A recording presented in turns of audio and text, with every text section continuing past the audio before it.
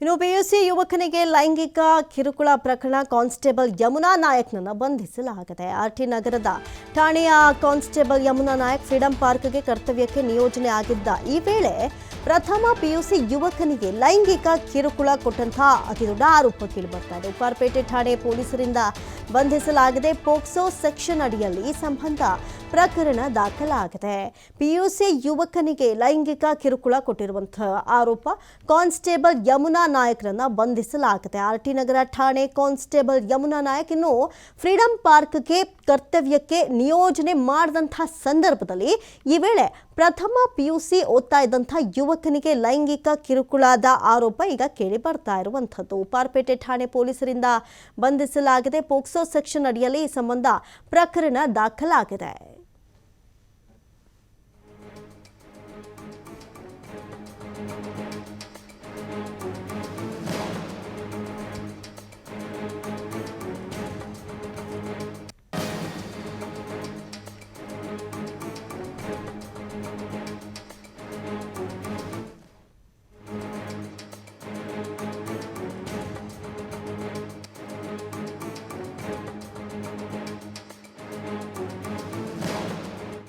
ಇನ್ನು ಪಿಯುಸಿ ಯುವಕನಿಗೆ ಲೈಂಗಿಕ ಕಿರುಕುಳದ ಆರೋಪ ಕೇಳಿ ಬರ್ತಾ ಇರುವಂಥದ್ದು ಕಾನ್ಸ್ಟೇಬಲ್ ಯಮುನಾ ನಾಯಕ್ರನ್ನ ಬಂಧಿಸಲಾಗಿದೆ.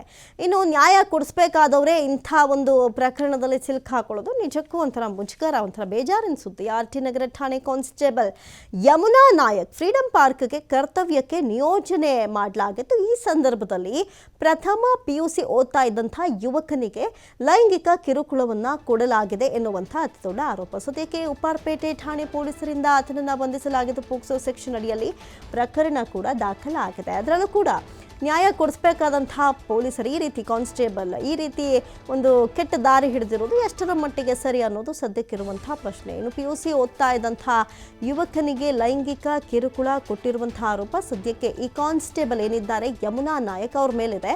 ಈಗ ಆತನನ್ನು ಕೂಡ ಬಂಧಿಸಲಾಗಿದೆ. ಆರ್ಟಿ ನಗರ ಠಾಣೆ ಕಾನ್ಸ್ಟೇಬಲ್ ಯಮುನಾ ನಾಯಕ್ ಫ್ರೀಡಂ ಪಾರ್ಕ್ಗೆ ಈತನನ್ನು ಕರ್ತವ್ಯಕ್ಕೆ ನಿಯೋಜನೆ ಮಾಡಲಾಗಿರುತ್ತೆ. ಅಂಥದ್ದೊಂದು ಸಂದರ್ಭದಲ್ಲಿ ಪ್ರಥಮ ಪಿಯುಸಿ ಅಂದರೆ ಫಸ್ಟ್ PU ಓದ್ತಾ ಇದ್ದಂಥ ಯುವಕನೋರ್ವನಿಗೆ ಲೈಂಗಿಕ ಕಿರುಕುಳ ಕೊಟ್ಟಿರುವಂಥ ಆರೋಪ ಸದ್ಯಕ್ಕೆ ಏನಿದ್ದಾರೆ ಈ ಕಾನ್ಸ್ಟೇಬಲ್ ಯಮುನಾ ನಾಯಕ್ ಅವ್ರ ಮೇಲಿದೆ.